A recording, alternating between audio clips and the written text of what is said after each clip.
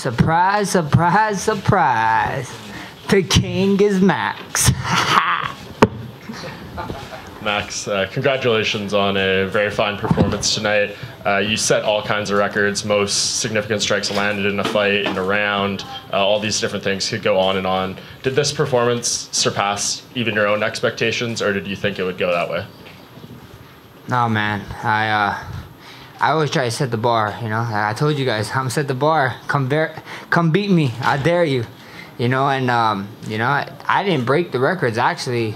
Ortega actually did it for me. You know, he was taking a lot of punches, so you know this is not one sided. That guy was taking some damage, so you know, kudos to him, and you know, on to the next. You know, like I said, Bless Express is stopping T-City. You know, all aboard. Don't miss the seat. We're going to UFC Hawaii now. Dana, take me home. I want a virgin lava flow on the beach. So let's go. There you go. You mentioned Brian's toughness. I mean, were you surprised that he was able to take some of those shots? You know, didn't even get a knockdown or anything like that. That he was just able to keep taking them.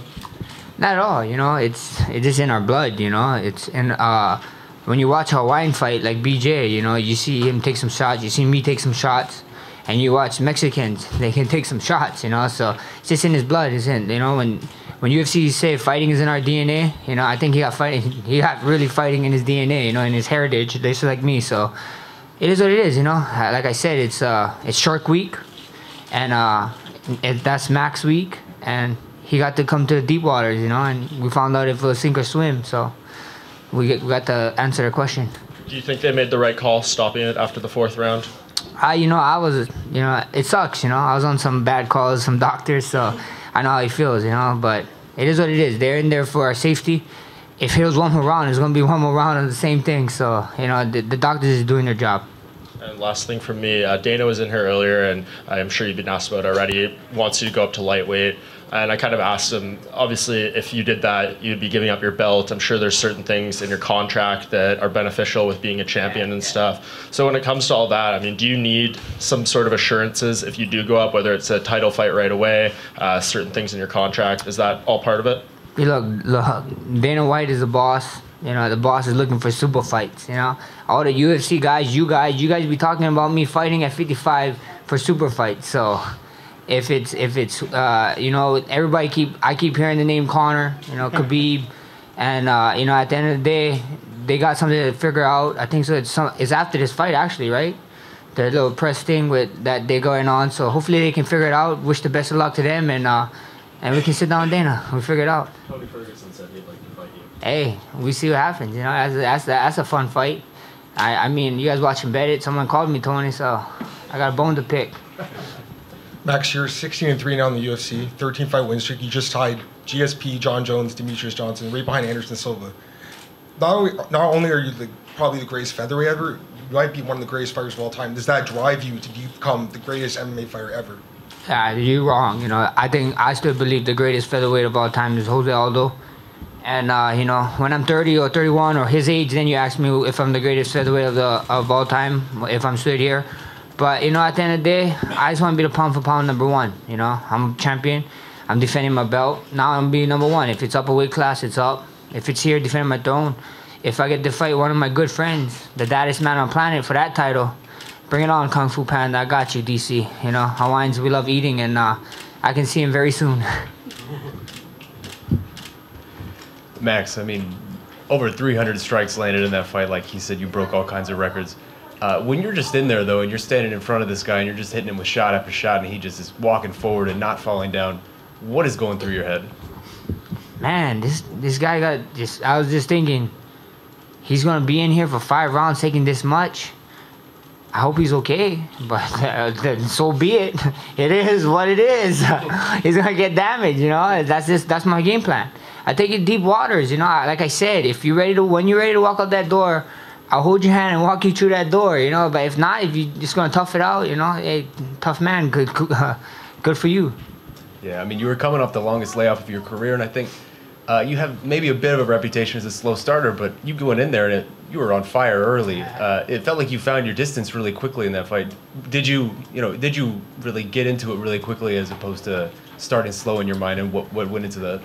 Yeah, you can thank my coaches for that. They loosened the leash on me on this one in like early in the round, so early in the fight, you know, in the back. This time, just be loose, just go out there and do your thing, ready, go attack. Every other fight, they're holding me, you know, like a pit bull, like just pulling me back and being like, hey, hold on, relax, and then it's like a retractable one, you know, so they just keep letting go of the thumb and letting it go. But you know, this one they said, go get it, go have fun. You know, I was singing my walkout song. You know, I was talking to Ortega in there. I was talking to Joel every time I went back. I saw my son, told him what's up in there. He told me to keep my eyes on Ortega, so it was cool. Just how good did it feel to get back? I felt great. I felt like a Canadian, eh? This is the 10th island. This was ridiculous, you know. Hey, you guys switched up on me on one of the rounds, though. I heard them chanting Ortega, and I was like, wow. I was like, come on, guys. And then like they came right back around, and it was, I don't know, it was louder. So hey, I love you guys, 10th island. You guys are the best. Well, hey, last one for me. I know you're still hesitant to do so, but I mean, Dana White was in here, and he said you may already be the greatest featherweight ever. What would you need to do for, in your mind, that to cement for you to become the greatest featherweight ever? Just keep winning. You know, I just gotta keep winning. I just gotta keep doing my job, keep winning fights, and let you guys keep talking about it. You know, but personally for me, I think Jose still is, and I'm chasing him. You know, he set the bar. He still got a bar. I still gotta break it, and I'm setting bars for these guys. You know, people are saying that this new era or whatever. You know, I'm setting the bar for the new era, I guess. You know, when the blessed era is here, the blessed era is gonna be in full effect. Congrats. Hey Max, congratulations on your win tonight. Seeing Brian's like performance though, like he was just a warrior in there. Like, would you grant him another rematch in the near future? Like, do you think he deserves one? We see what happens. That's not up to me. You know, I fight whoever. You know, you guys see a bunch of my fights are short notice in here. You know, I think I got like 3 fights, or actually 2 fights that they actually let me fight on 10 days. I don't care, you know, a couple hours. If Renato was ready for going 1 hour, I would have fought again. If they told me, hey, Renato wants to fight, hey, let's do it. We would have did it twice, you know what I mean? But that's just me, huh? That's my warrior spirit. Last question is, you consider this the 10th island. Would you want to come back and headline for the 3rd time here in Toronto, Canada? We see what happens, you know? I love this place. Maybe try the summer like this. A little bit warmer, please. But if it's the first week of December, it's been a good week for me for the last 3 years. So if it's the 4th year in a row, then so be it, you know. And look, we packed this thing out. Ariel Awani said he thought GSP was fighting tonight, so it was pretty dope, man. I love these guys, man. The fans here, you guys remind me of Hawaiians.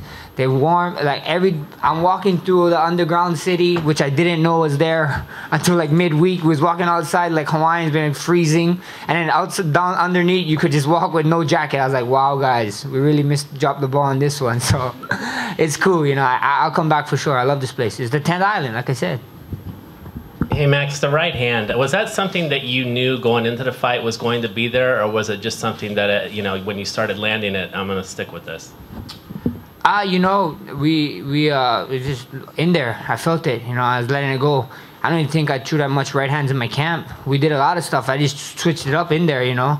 I got the tattoo blessed on top, down going my right arm, and I was like, I might as well bless you as much as you can, so that's what happened.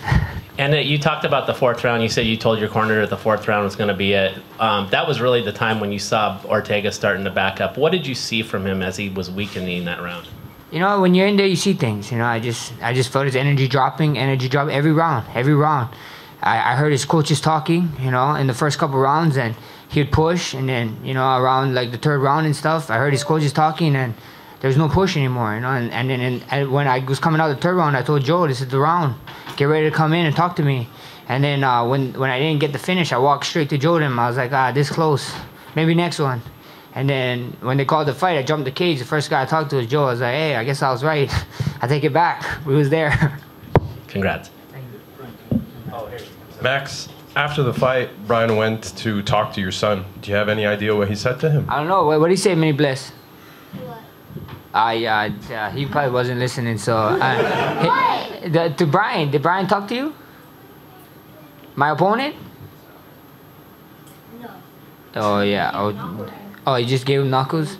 Yeah, Brian's a cool dude, you know. I heard an interview of him saying that if we wasn't fighting, we can be friends, and I told him, yeah, you know, like, after whatever, you know, after this fighting thing is done, I'll gladly come to California and hang out with you, you know. I don't know about right now, but like when we all said done and fight, I see you around, yeah, we could totally be friends. He's a cool dude, you know, so respect to him. Are you at all bothered that Moicano didn't make weight? Not at all. Like you know, like it's hard. He was like an alternate. You know, like how do you get hyped up to be an alternate when you make weight and you can't fight? It's kind of shitty. You know what I mean? That's a shitty feeling. So I don't know how you push through to get there. And then when I walked in, we was in the same weight cutting room. So that was kind of like I wasn't awkward. Like I would have let them stay. Like they left out of respect, I think, and that's cool. I love their team, you know. But you know, and at the end of the day, it was just like, how do you get up for that? You know what I mean? How do you like sit there and be like, oh, like hoping, like we're fighters. If I was an alternate, I wouldn't want to hope him or Ortega was dropping out so I can get my shot. You know what I mean? Like it's hard to push for something that's not there to just do it. You know, if you ever tried to cut weight, it sucks. You know what I mean? Like I don't give him a hard time. I guarantee you give him the right time, the right opponent. You give him a title fight, he makes 45 for sure. Last question for me. You were supposed to fight Frankie Edgar at UFC 222.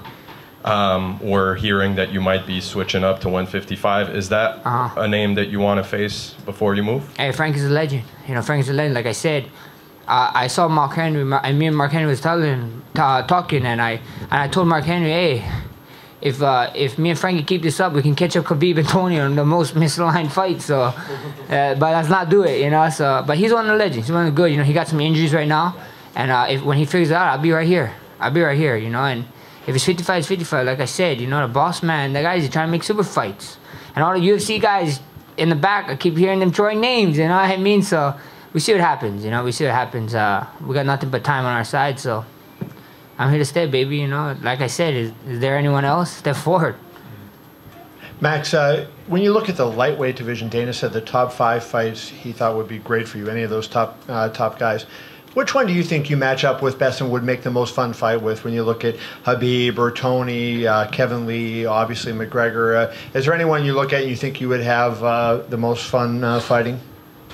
You know, everybody talk about the top 3 guys, and everybody talk about Tony. Everybody wants to see me and Connor because we fought when I was a kid. You know what I mean? A long time ago. Dennis beat that Max too. You know, Dennis Bermudez beat that Max a couple years ago. So, you know, the top 20 featherweights in the world, 30 would beat that Max, you know. So it is what it is. And then Khabib is another undefeated fighter, you know. But I got this niche, you know, I guess. I just gave an undefeated fighter his first loss. So maybe that one might excite me the most. And we were supposed to have that one. So we see what happens. You know, I don't know. I ain't picky. Feed me. They all can get it, you know. As a competitor, because you lost to Connor, would he have any more interest to you just so you could avenge that? You know, you're a competitor, you want to win. You lost to him. Would you want to avenge that more than against somebody else? Not really. You know, like as a competitor, I have 3 losses, so I want to get them all 3 back. That's just me. But I want to fight everyone. You know, whoever. As a competitor, I fight whoever. If you tell me some guy's the best, let's do it. You know what I mean? Like, is this the best guy? I'm gonna fight you then. You know, but put your dukes up. Let's trade blows. Lastly, what do you attribute your great improvement to from 5 years ago to now? 5 years is not a long time, but you are a dramatically different guy. What do you attribute the improvement to? Our great coaches. I'm about to give you 3 names. Write them down. They're gonna go in the history book. Rylan Lazarus, Ivan Flores, and Darren Yap. The 3-headed beast. These guys is animals. These guys break down a lot of stuff. You know, even my wrestling coach, Michael Nakagawa, he's a fighter. He's coming up, my brother. And but those guys, those 3 guys and those 4 guys, they put it on the line for me all the time. And when it's go time, like you know, quick story. It's funny. When that Khabib fight, Rylan was leaving the hospital with his second-born child. That day that we left to go and fight Khabib, I had to ask his wife, and his wife was like, "Hey, you better go up, kick ass." You know, that's how much. I love these guys. Those 4 guys right there, is their brains behind. I'm just a guy. I'm just a guy doing it, but their brains putting it behind me. So you know, I love those guys. Max, Thursday, you know, you're singing along with your music in your open workout, and then you talked about your walkout song. So I need to know, what's the championship song? What's the first thing you're playing tonight? I don't know. Whatever. Many blessed probably have the songs, or we don't know. I don't know. We see what happens. You know, I played. You know, Thursday I was singing to my songs. Tonight, I don't know if you guys saw. I sang to my song. This a rollie, not a stopwatch. I lied. It's actually an AP. But you know, give me my respect. Give it my respect. It's cool, man. Yeah, shout out to Six God. What curse? Told you guys I was here to stay. You know, the Blessed Express is on the move, like I said. All aboard. Max, this just became official. With your performance tonight, you passed Michael Bisping and Frankie Edgar for the most significant strikes in UFC history. You just turned 27 this week. That's honestly incredible. Just what does that record mean to you to already own that so young in your career? That's dope. That's it. You know what I mean? These guys is legends, you know, and I'm chasing these guys. You know, Michael's a legend. Like I said, Frankie's a legend, man. So I'm telling you guys, I'm gonna set the bar. I'm trying to set the bar, and I dare you guys to catch me. Come get me. Come. You know, if you know this world, we already got one Max Holloway. So stop trying to beat me. Be yourself, and come beat me. I dare you. How high do you think you could push that record? Oh, I can push it high. I can push it high. I want it to be done fighting like mid-30s. So we got some time, baby. Hey Max, that sounds kind of messed up, but was that the most, and I think you could hear how much everyone in the arena enjoyed that fight. Was that the most enjoyable fight you've been in? Yeah, you know, I felt loose in there. Like I said, I was talking to Joe Rogan. I saw my son, talking to him. My coaches was talking to me. I was talking back. I was talking to Ortega in there. I was talking to everyone, you know. If I had a cell phone, I'd probably be texting someone. Who knows, you know. I was having the time of my life, man. I missed this, you know what I mean? Like, I talked about depression earlier in this week because I love this so much, and I got it taken away from me. I couldn't even train, you know. So I finally got to go in there and do my thing, and it was so fun, you know. It was so fun. You guys had to see. And as far as you're concerned, where does that fight stand among the best of 2018? I told you guys, Chris, you guys are so lucky. You guys, Christmas came early. You guys got a Loma and a Holloway fight on the same day. You guys are welcome. You know, and they're probably going to replay this card. I told you guys, they're going to replay it. I'm not going to be surprised if Christmas Eve, this card is replayed. Because they did it the last 3 years. So you guys, you know, well, congratulations. You guys are going to get like 3 free presents, even if you're supposed to get Cole. Hey, Max, just a quick follow-up on the kind of comments you made earlier in the week about, or, you know, for people that are, you know, battling depression. It got a lot of positive, you know, reaction online. Did you see any of that? Did people reach out to you after you made those comments? Yeah, a lot of people. You know, a lot of people. It's crazy because you know, a lot of people forget we're humans. I'm human just like you guys, and they keep forgetting they superheroes. You know, they're just not there yet. You know, like everybody keep calling me champ. I was a champ before I had this. This doesn't make me a champ. I can put it all the way on the ground, put it on the ground, whatever you want to do. I was a champion before when I started. When I said I wanted to be a UFC, I carried myself as a champ, and that's what it is. This is just extra. This is just something to prove to you guys. Like, look, I already knew I was a champ. You know, now right here, whatever. You know, and that's what I said. You know, don't be scared. You know, at the end of the day, talk to somebody, but you need yourself. You know, you got to back up yourself. You bless yourself, and don't be scared to reach out. You know, surround yourself with a great team. Like I said, I got a great group of guys behind me that's always behind me, and they love me. And you know, reach out to people. You know, depression is a real thing. Congratulations. Thank you, boss. Thanks, Max. Thank you.